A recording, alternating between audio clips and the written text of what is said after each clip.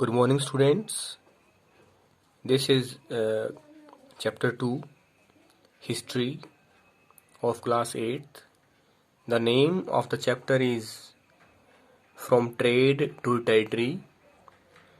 This is our second class on this chapter. War with the Marathas.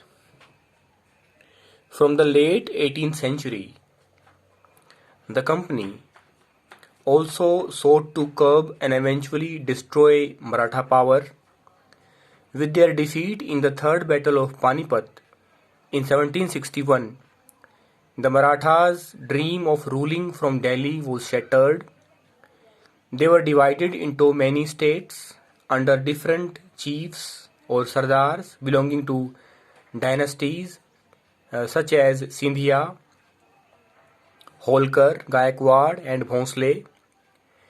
These chiefs were held together in a confederacy under Peshwa or principal minister, who became its effective military and administrative head based in Pune. Mahadaji Scindia and Nana Fadnavis were two famous Maratha soldiers and statesmen of the late 18th century. The Marathas were subdued in a series of wars. In the first war, that ended in 1782 with the Treaty of Salbai, there was no clear victor. The Second Anglo-Maratha War, fought from 1803 to 1805, was fought on different fronts, resulting in the British gaining Odisha and the territories north of the Yamuna River, including Agra and Delhi. Finally, the Third Anglo-Maratha War of 1817 to 1819 crushed Maratha power. The Peshwa was removed and sent away to Bithur, near Kanpur, with a pension. The company now had complete control over the territories south of the Vindhyas. East India company, जो भारत में व्यापार के उद्देश्य से आई थी और जिसका उद्देश्य केवल व्यापार करना था, भारत में गरम मसाले, सूती कपड़ा, रेशम को सस्ते दाम पर खरीदकर यूरोप में महंगे दाम पर बेचकर प्रॉफिट कमाना, मुनाफा कमाना ईस्ट इंडिया कंपनी का उद्देश्य था। लेकिन जैसे जैसे भारतीय राजाओं, नवाबों और other European companies, French, Dutch, Portuguese के साथ जब उनके हितों का टकराव हुआ और ज़्यादा प्रॉफिट कमाने की इच्छा ईस्ट इंडिया कंपनी में रही, तो उन्होंने व्यापार के साथ साथ पॉलिटिकल कंट्रोल स्टैब्लिश करना, राजनीतिक नियंत्रण स्थापित करना भी उनके उद्देश्य में शामिल हो गया। पहले प्लासी का युद्ध हुआ 1757 में, फिर 1764 में बक्सर। उसके बाद उनको पश्चिम बंगाल में लैंड रेवेन्यू कलेक्ट करने की दीवानी राइट मिल जाता है। अब उनको यूरोप से सोना चांदी भारत में व्यापार करने के लिए लाने की जरूरत नहीं थी। अब जैसे जैसे उनको ये लगा कि कोई राजा, कोई नवाब, कोई पावर, कोई पॉलिटिकल पावर, कोई इंडियन पॉलिटिकल पावर, कोई यूरोपियन पॉलिटिकल पावर उनके हितों के विरुद्ध आ रही है, तो वे लड़ाई करने से नहीं चूके। इसी कड़ी में उन्होंने मराठों से लड़ाई लड़ी। मराठे जो मुगल साम्राज्य के कमज़ोर होने के कारण अपनी शक्ति को मजबूत कर रहे थे और इतना मजबूत करना चाहते थे कि वो दिल्ली से शासन प्रशासन कर सकें।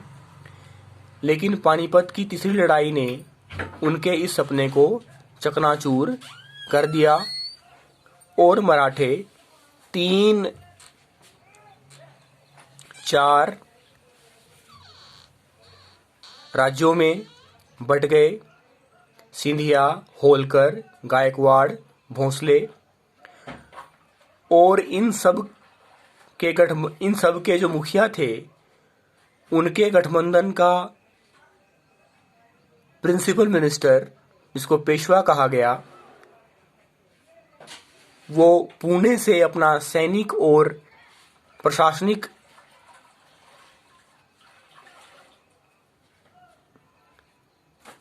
कार्य करता था रहा।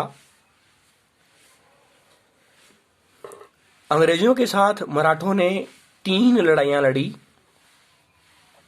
पहली लड़ाई जो सालबाई की संधि से पूरी हुई। दूसरी लड़ाई में अंग्रेजों को उड़ीसा और यमुना नदी के उत्तर का क्षेत्र, इसमें आगरा और दिल्ली शामिल है, पर अधिकार कर लिया।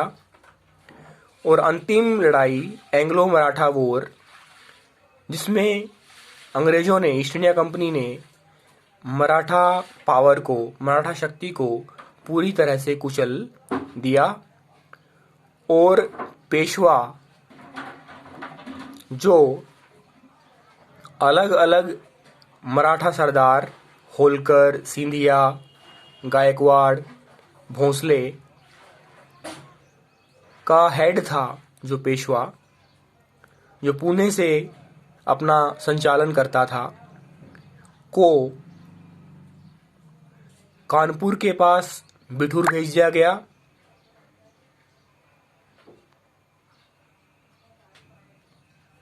और उसको पेंशन दे दी गई। इस तरह से ईस्ट इंडिया कंपनी, जो एक व्यापारिक कंपनी थी, राजनीतिक सत्ता की दृष्टि से भी विंध्यास के दक्षिण का जो क्षेत्र था उस पर अपना अधिकार स्थापित कर लिया। The claim to paramountcy. It is clear from the above that from the early 19th century, the company pursued an aggressive policy of territorial expansion. Under Lord Hastings, a new policy of paramountcy was initiated. Now the company claimed that its authority was paramount or supreme. Hence its power was greater than that of Indian states. In order to protect its interests, it was justified in annexing or threatening to annex any Indian kingdom. This view continued to guide later British policies as well. This process, however, did not go unchallenged.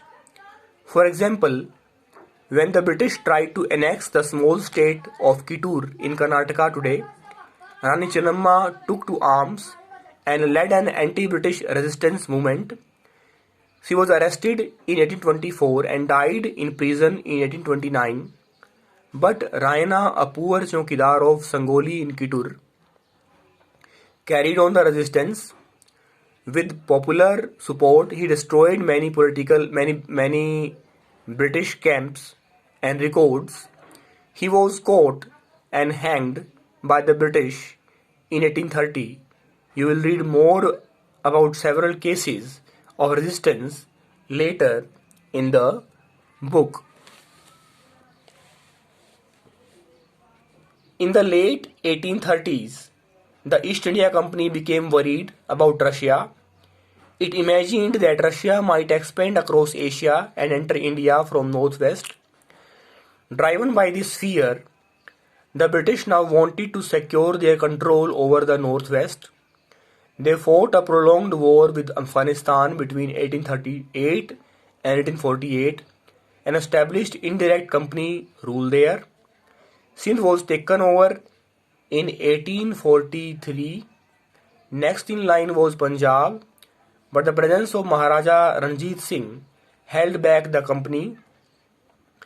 After his death in 1839, two prolonged wars were fought with the Sikh kingdom.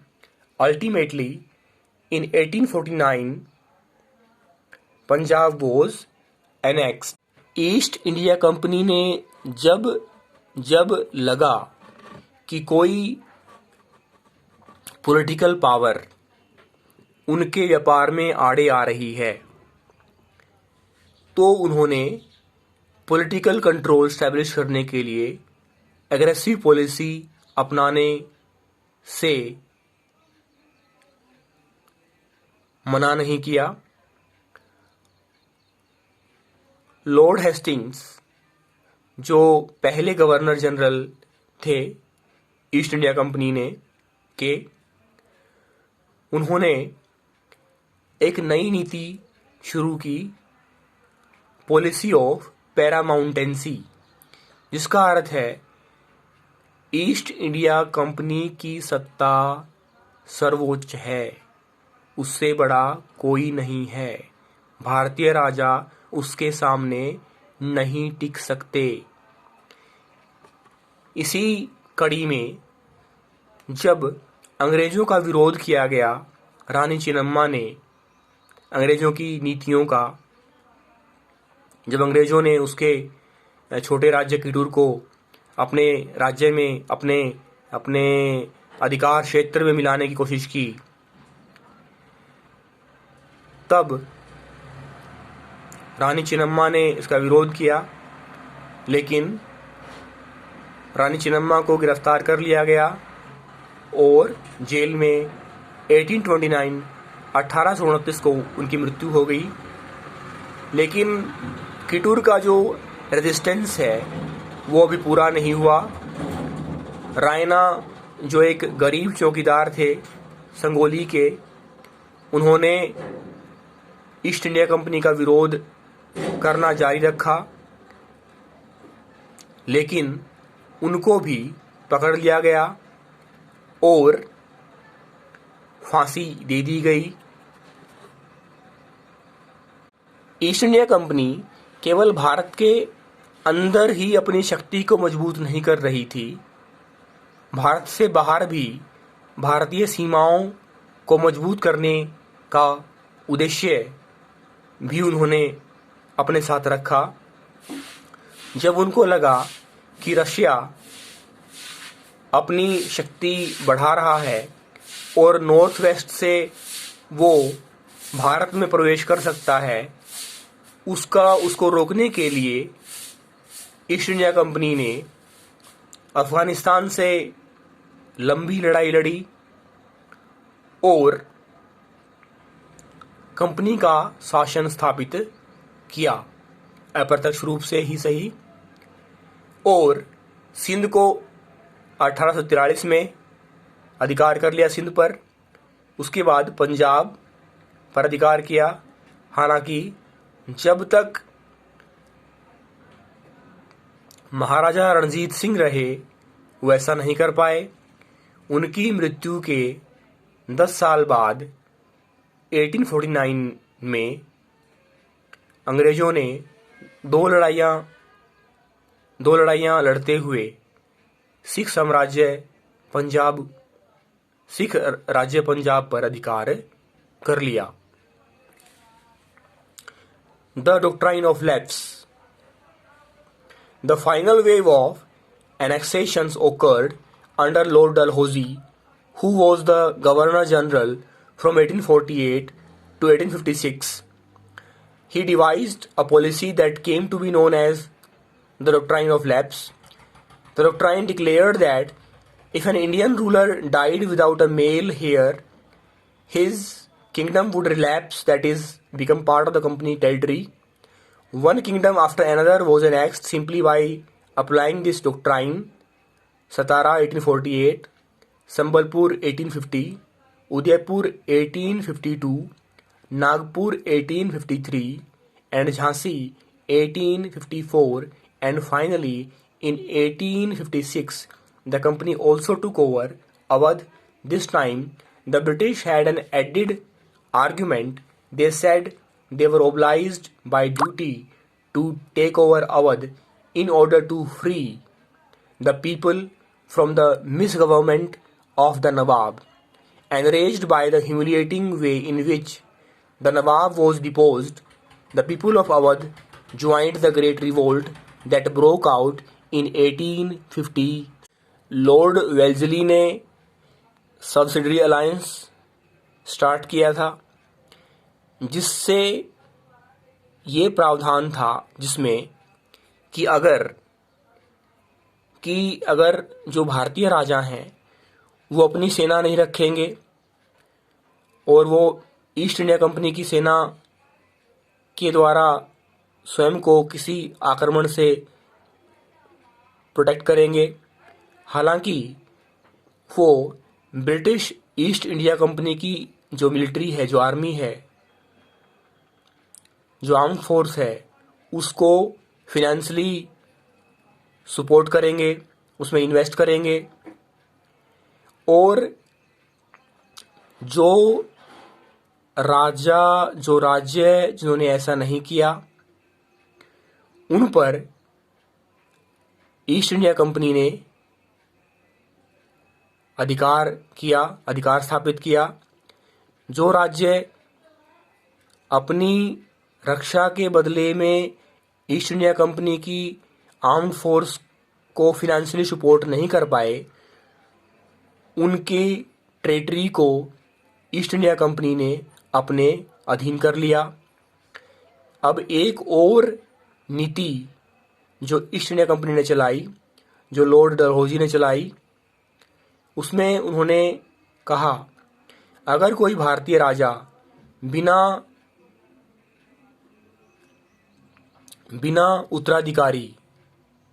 पुरुष उत्तराधिकारी के मृत्यु को प्राप्त हो जाता है तो उसके राज्य को ऑटोमेटिकली ईस्ट इंडिया कंपनी अपने अधीन कर लेगी।